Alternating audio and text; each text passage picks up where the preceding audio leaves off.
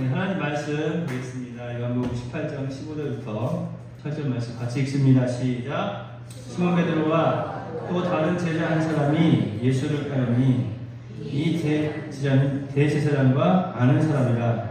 예수와 함께 대제사장의 집 뜰에 들어가고 베드로는 문 밖에 서 있는지라. 대제사장을 아는 그 다른 제자가 나가서 문 지키는 여자에게 말하여 베드로를 데리고 들어오니 문 지키는 여종이 베드로에게 말하되 너도 이 사람의 제자 중 하나가 아니냐 하니 그가 말하되 나는 아니라 하고 그때가 추운 고로 종과 아랫 사람들이 불을 피우고 서서 뛰니 베드로도 함께 서서 뛰더라. 아멘. 누가복음 22장 31절과 32절입니다. 시작. 시몬아 시몬아 보라 사탄이 너희를 밀가루를 사려고 요구하였으나 그러나 내가 너희를 위하여 내 믿음이 떨어지지 않기를 기도하였노니 너는 불이 킨 후에 내 형제를 굳게 하라. 아멘. 옆에 계신 할아버지 말씀 듣고 내봐주세요. 베드로가 부인했던 사건들을 우리가 항상 부정적인 모습으로만 이제 바라봤는데 그리고 뭐 어떻게 보면 나는 베드로처럼 어떤 일이 있어도 부인하지 말아야지 이런 뭐 다짐들 보통 그렇게 하고 또 어떤 인간의 실수에 대해서 이제 설명을 하면서 대부분은 어떻게 보면 부정적인 평가의 시각으로 많이 해석되어진 것을 살펴볼 수가 있었습니다. 지난 시간부터 우리가 이 말씀을 가지고 다른 모습으로 한번 살펴보자.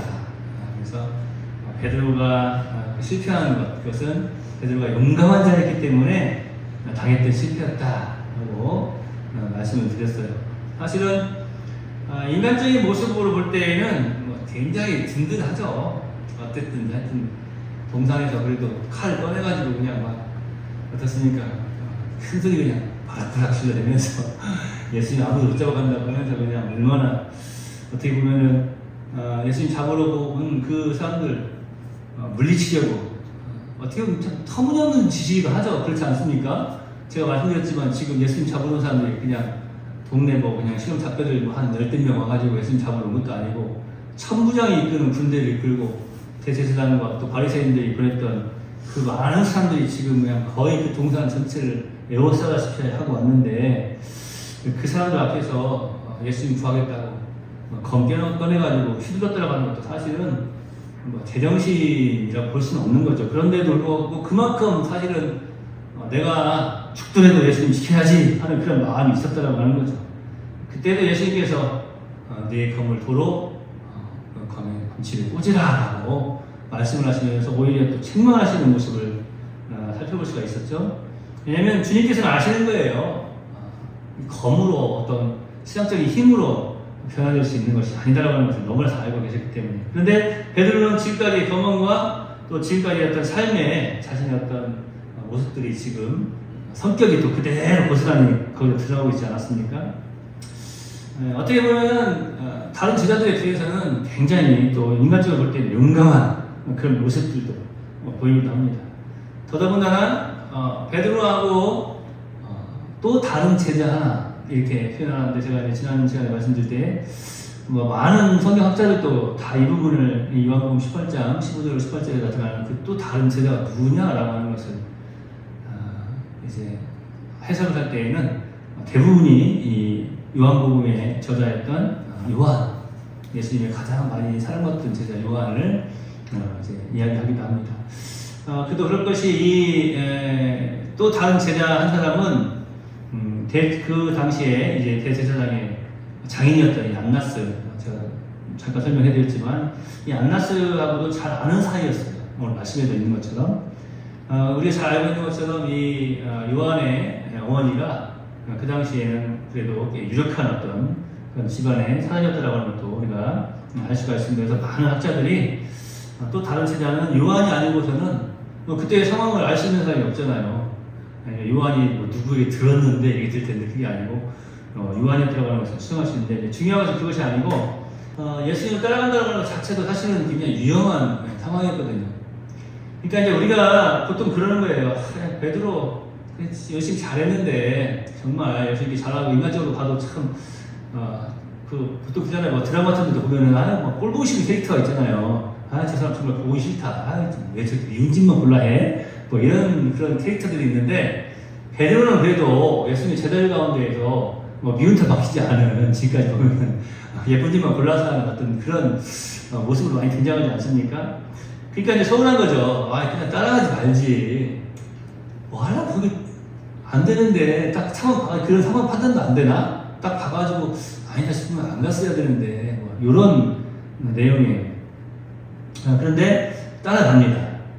그래서 사실은, 오늘 제가 이 누가복음 22장 31절과 32절 말씀을 읽었던 것처럼, 예수님은 지금 다 알고 계시는 거예요.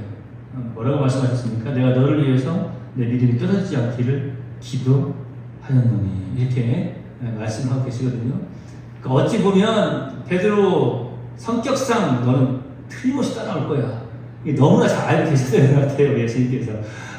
물론 뭐 그렇다고 해서 나중에 베드로가 예수님 다 알고 계셨잖아요. 제가 부인하게 다 알고 계셨죠? 뭐 이렇게 베드로가 하지 않지만 예수님께서 이렇게 말씀을 하시는 거예요. 그러니까 베드로가 어떻게 보면 용감한 자였기에 당했던 실패가 아니었나. 그러면서 사실은 우리가 베드로의 실패의 부분을 보면서 항상 부정적인 평가로만 부정적인 평가로 이제 해석을 해왔는데, 우리가 이 땅에 살면서 사실은 세상을 대할 때 주님을 위하여서라고 한다면 무모하게 보이지만 세상 사람들이 볼 때는 미친 짓 같고 지혜롭지 못하다고 말할 수 있겠지만, 주님을 향한 어떤 그런 열정이라면, 주님을 향한 어떤 열심이라면 어떤 이런 용감한 그런 신앙의 모습이 우리에게 필요하지 않겠는가. 사실은 저는 세상을 향하여서 담대하라고 말씀하셨던, 너희가 담대하라, 내가 세상을 이겼노라 말씀하셨던 우리 예수님의 그 말씀 속에서 나타나는 담대함도 사실 이런 담대함이 아니겠는가. 물론 여기서는 지금 성령님을 이제 만나기 전이니까, 성령의 그 충만함을 입기 전이니까 베드로가 인간적인 무모함만 있지만, 그래서 어리석어 보이기도 하고 그래서 또 부족해 보이기도 하지만, 나중에 성령께서 이끄시는 동안에 정말 이 베드로의 모습을 보면은 그 누가 죽인다고 해도 주의 복음을 증거하면서 수없이 많은 영혼들을 주님 품으로 이렇게 인도해 내는 것을 보면은 참 대단하다라고 하는 그런 모습을 볼 수가 있습니다. 지난주에 말씀드렸지만, 자기 자신을 생각할 때는 이제 세상적인 것이고 부정적인 것이었지만, 주님께서 말씀하시니까 아멘 하면서 끝까지 가서 복음을 증거하고 그 온 집안을 변화시키고 그 지역을 다 변화시키는 그런 모습도 행하지 않습니까? 그러니까 성령께서 함께하시기 전에는 무모해 보이고 좀 어떻게 보면 어리석해 보이기도 하고 미련해 보이기도 하지만, 정말로 성령께서 함께하실 때는 이것이 주님께서 말씀하셨던 그 담대함을 소유한 자의 모습이 아니었는가, 이렇게 생각을 해봅니다. 자, 오늘 또 함께 살펴볼 것은 바로 그런 거예요. 오늘 말씀에도 우리가 살펴볼 수가 있지만, 예수님께서도 베드로뿐만 아니라 제자들을 다 사랑하셨는데, 베드로가 당한 실패를 보면은 정말로 예수님을 사랑하는 자였기 때문에 당했던 실패다. 용감한 자였기 때문에 당했던 실패였고, 정말로 사랑하는 자였기 때문에 당했던 실패다. 베드로가 가지고 있는 예수님에 대한 그 사랑만이 사실은 시험을 당할 수가 있었던 거죠. 이 시험은 템테이션이라고 하는 유혹이 아니에요. 지금 유혹을 받은 게 아니에요. 이것은 어떻게 보면은 주님께서 베드로를 더욱더 강하게 훈련시키는 그런 트레이닝이라고 하는, 훈련이라고 하는 그 모습에 더 가깝다라는 거죠. 아니, 훈련이었죠. 그러니까 예수님을 사랑하는 사람만이 당할 수 있었던 그런 훈련, 예수님을 사랑하는 사람만이 받을 수 있었던 그런 시험. 제가 왜 이렇게 말씀드리냐면요, 다른 제자들은요 시험당할 기회도 없었어요. 그렇지 않습니까? 다른 제자들. 그렇다면 한번 생각해 보세요. 물론 이제 우리가 이 내용을 아니까 우리는 그래도 나는 예수님 부인 안 해야지, 다른 나도 죽더라도 그냥 예수님 부인 안 해야지. 그것도 우리 생각이에요. 사실 주님께서 원하시고 제자들 세우신 이유는 뭡니까? 십자가 지시고 죽으신 다음에 부활하시고 또 하나님의 이제 부자 우편으로 승천하시고, 예수님께서 승천하신 다음에 이 땅에서 나와서 예수님의 복음을 증거하고 하나님 나라를 확장시키려고 이 제자들을 미리 주님께서는 부르셔서 세우셨잖아요. 근데 우리 생각은 자꾸 나도 예수님이 하고 죽어야지 그런다는 게 지금 주님 뜻을 이루는 것이 아니거든요. 이제 우리가 생각할 때 그럴 거예요. 우리는 그러면 그냥 모른 척하고 게세마네 동산에서 그냥 기도하다가 예수님 붙잡으러 오니까 나 도망가 버릴 것인가? 아니면 그냥 베드로처럼 끝까지 위험한 상황이 할지라도 죽으면 죽으리라 하고 예수님 따라가야 되는가? 어떤 편에 서실지 한번 생각해 보시라는 거죠. 많은 사람들이 베드로가 실패했다라고 말하고 있는데 이런 모습들은 지금 못 보고 있는 거예요. 다른 제자들이 가지고 있던, 물론 다른 제자들도 예수님 사랑했겠죠. 그런데 다른 제자들이 가지고 있던 그 사랑은 테스트의 기회도 없었다라고 하는 거예요. 훈련받을 기회도, 시험받을 기회도 없었다. 근데 베드로는 예수님을 너무나 사랑했기 때문에 예수님을 버려둘 수가 없었던 거예요. 베드로는 실패했습니다. 많은 사람들이 실패했다고 말합니다. 그런데 베드로는 오직 예수님을 충성스럽게 사랑하는 자만이 당할 수 있는 그런 상황에서 실패한 것이다. 어떻게 보면 이 말씀이 참 우리의 가슴을 이제 흔히 울리게 되는 겁니다. 주님을 사랑하는 마음으로. 그런데 결국에는 여기서 이제 딱 하나가 탁 이제 부딪히게 되고 또 걸리게 되는 거예요. 그게 뭐냐면 여기서는 제가 계속 말씀드리지만 지금 성령님의 인도하심 그 부분이 없다라고 하는 거예요. 이게 무슨 말인가 하면은 하나님의 의도, 이 성경 말씀에 기록되어 있는 하나님의 의도, 하나님의 뜻을 발견해내지를 못하고 있다라고 하는 거예요. 그러니까 결국에는 자신의 인간적인 지금까지의 경험, 노하우라고 하죠. 그 경험과 어떤 지금까지의 어떤 세상살이에서 습득한 그런 것들만이 최고인 거예요. 그러다 보니까 그 실패가 너무나도 쓰리고 아픈 실패가 되어버리는 것입니다. 그래서 우리가 여기서 딱 하나 부딪힌다고 하는 게 바로 그런 부분이에요. 우리가 신앙생활하면서 하여튼 어떤 상황에 있다 할지라도 정말 내가 주님을 너무나도 사랑하는 상황이야. 난 정말 주님을 너무 사랑해서 그랬어. 근데 거기서 많은 사람들이 놓쳐버리는 게 있어요. 교회에서도 보면은 난 정말 교회를 위해서, 난 정말 주님을 위해서, 난 정말 하나님을 위해서 그런 거야. 맞아요. 맞는데 한 번 더 겸손히 무릎 꿇고 고요하게 주님 앞에 엎드려서 성령님께서 인도해 주세요 하고 성령님의 인도하심을 간절히 사모하면서 바라는 마음으로 다시 한번 내가 이렇게 어떤 잘못된 선택이나 실수를 범하지 않도록 성령님께서 인도해 주실 것을 간절히 소망하는 그런 겸손함이 우리에게 있어야 된다고 합니다. 딱 하나 부딪히는 것, 하나 딱 걸리게 되는 부분은 그 부분이에요. 그 부분이 빠져버린다고 하는 거예요. 많은 사람들이. 예, 저와 여러분이 베드로처럼 주님을 사랑해야 되겠죠. 근데 더더욱이 그냥 나의 인간적인 노력과 나의 어떤 인간적인 모습으로만이 아니라 정말로 성령님께서 인도하셔서 또 성령님의 그 인도하심에 민감하게 반응하고 순종하여서 정말로 주님께서 받으시기에 합당한 그러한 사랑의 삶의 모습, 그것이 저와 여러분의 모습이 되었으면 참 좋겠습니다. 하나만 더 살펴보면 이 베드로의 실패는 사실은 이게 가장 중요한 부분이었죠. 회복할 수 있는 실패였다라고 하는 거예요. 그런 의미에서 볼 때 아까 말씀드린 것처럼 테스트이고 훈련이었다라고 하는 거죠. 회복할 수 있는 실패. 우리가 이 베드로의 부인을 예수님을 이제 모른다고 부정하는 이 모습들을 제가 이제 여기서도 단어를 베드로의 실패 이렇게 사용을 하는데 이 모습들을 이야기할 때 베드로하고 꼭 비교하는 사람이 있잖아요. 누구예요? 가룟유다 이렇게 다 비교를 해요. 사실 그것도 좀 잔인한 거예요. 왜냐면 베드로는 가룟유다하고 사실은 비교돼서는 안 된 사람이거든요. 그런데 참 가룟유다하고 비교하면서 그냥 쉽게 이렇게 이야기하는 거예요. 가룟유다는 예수님도 팔아먹고 끝내는 자살해서 죽었잖아. 그러니까 저주받은 사람이지. 예수님이 태어나지 말았으면 좋겠다라고 가지고 괜히 말하셨겠어? 이렇게 이야기하는. 그래도 베드로는 부인했어도 나중에 회개하고 또 주님의 일을 잘 감당하잖아 하면서 꼭 베드로하고 가룟유다를 갖다 비교를 한단 말이에요. 그런데 그렇게 비교할 일이 아니고 사실은 이 모습을 봐야 된다는 거죠. 실패라고 한다면 베드로가 했던 실패는 회복될 수 있었던 실패였다. 앞에서도 말씀드렸지만 다른 제자들은 예수님과 함께 있으려고 노력도 하지 않았고 예수님을 따라가려고 하지도 않았고 따라가지도 않았고 예수님을 사랑하는 그 사랑의 표현을 하지도 않았어요. 근데 베드로는 따라가지 않습니까? 그리고 예수님을 사랑하는 그 마음으로 끝까지 이제 그 뜰 안까지 들어가지 않습니까? 예수님을 버리지 않으려고 노력하는 중에 보면은 예수님을 부인하게 됐다. 제가 오늘 베드로 편을 많이 들게 되는데요. 어쩔 수 없이 부인하게 된 것 아닌가 이렇게 또 생각을 해봐요. 그러니까 그런 거죠. 우리가 이제 이런 의미에서 보면은요, 어떤 뭐 소설책도 좀 많이 있고 드라마도 좀 보면서 어떤 그런 내용들이 이렇게 흘러가는 그런 모습들을 보고 반전도 보고 어떤 그런 내용들을 좀 살펴봐야 돼요. 작가의 심정을 살펴봐야 되지 않습니까? 제가 이 말씀을 준비하면서 전에는 느끼지 못했던, 전에는 그렇게 생각했어요. 아니, 뭐라고 따라가가지고 그 뜻까지 뭐 기어이 또 들어가가지고 또 춥다고 그 앞에 서가지고 불 쬐고 있고 뭐 이런 표현들을 쓰지 않았습니까? 그런데 어떻게든지 내가 예수님을 지금 모른다고 말하면서까지라도 그 안에 들어가야 되는 거예요. 그 마음이 왜죠? 어떤 상황이든지 내가 다시 한번 예수님을 구할 수 있는 상황이라면 내가 스파이로 지금 잠깐 잠겨서라도 여기에서 지금 예수님을 어떻게든지 내가 구해보려고 하는 마음이 지금도 있어요. 베드로의 마음.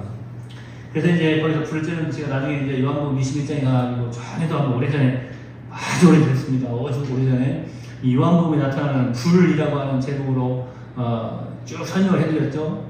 똑같은 단어를 가지고 이때 불은 어떤 불이고 여기서의 불은 어떤 불인가라고 하는 것을 설명을 해드렸는데, 이제 베드로가 그 뜰 안에서 불을 쬐고 있잖아요.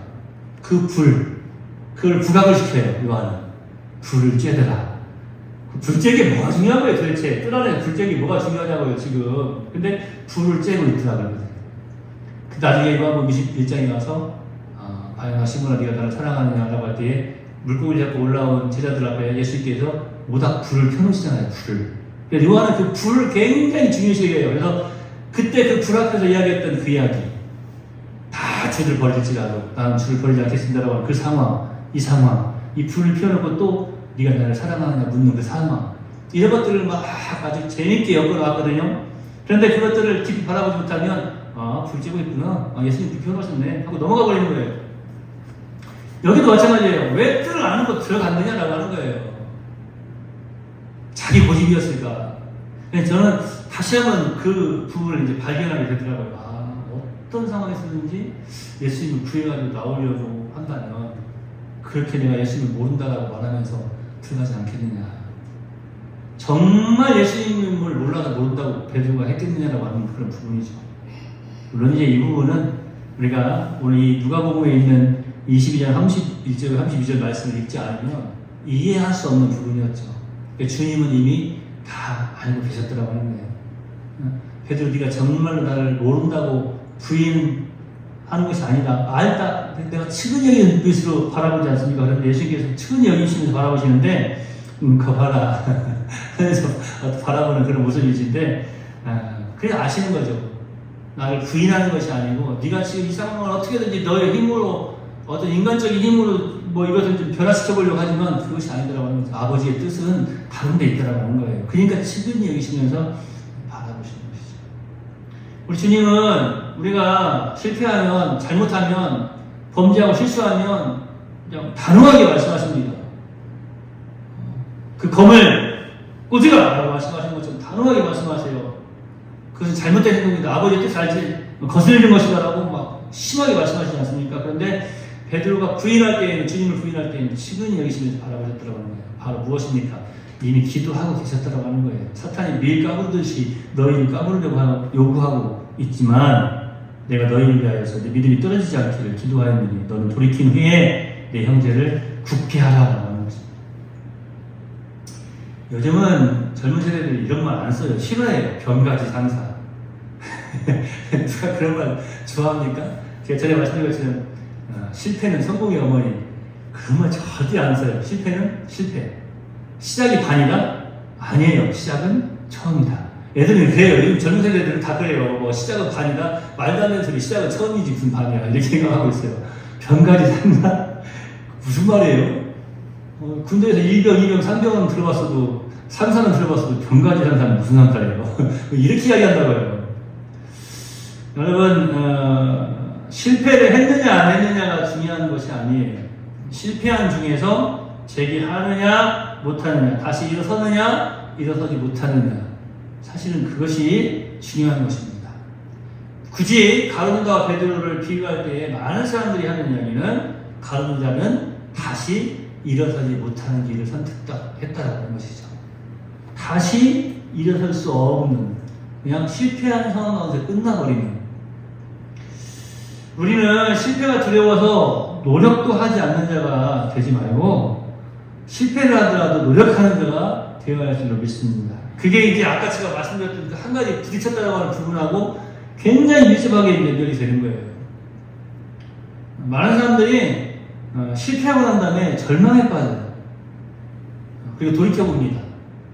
그리고 거기서 딱 떠오르는 게 있어요. 아, 그때 내가 한 번 더 기도할 걸. 한 번 더 주님의 뜻이 무엇인지 한번 살펴볼 걸. 이렇게 많이들 생각하는 거예요. 그래서 우리가 실패를 하더라도 노력하는 자가 되어야 되겠다고 하는 이 노력이라고 하는 부분에 있어서는 무엇인가면요. 이제 실패에 앞서서도 어떤 일을 하면서 어떤 상황 속에서도 먼저 아까 말씀드린 것처럼 주님, 성령께서 인도하심에 제가 온전히 따라갈 수 있는 자가 되게 해주세요. 하나님의 말씀을 정말로 온전히 순종할 수 있는 자가 되게 해주세요. 이러한 기도가 우리에게 필요하다라고 하는 것입니다. 그럴 때에 성령께서 우리에게 말씀하시는 거예요. 너는 일어나라. 담대하게 일어나서 용사처럼 대장부처럼 이제 세상을 향해서 나아가라라고, 그 일을 향해서 나아가라라고 갈렙에게 이제 말씀하셨던 것처럼 그 산지를 너의 것으로 만들라라고 하는 그런 음성을 우리에게, 그런 능력을 우리에게 허락하신다라고 하는 것이죠. 여기서 가장 중요하게 부딪히는 것이 바로 이제 우리가 성령님의 인도하심을 간절히 사모하고 또 겸손히 사모합니다. 베드로의 어떤 실패의 모습을 통해서 베드로가 얼마나 용감한 자였는지, 뿐만 아니라 얼마나 주님을 사랑했는지, 그리고 베드로의 실패는 실패했어도 다시 회복될 수 있었던, 다시 일어설 수 있었던, 딛고 더 온전하게 굳어져 가고 더 반석에 굳게 설 수 있었던 그러한 실패였다라고 하는 것을 한번 생각해 보면서 이 모든 것 위에 사실은 주님의 뜻이 있었다.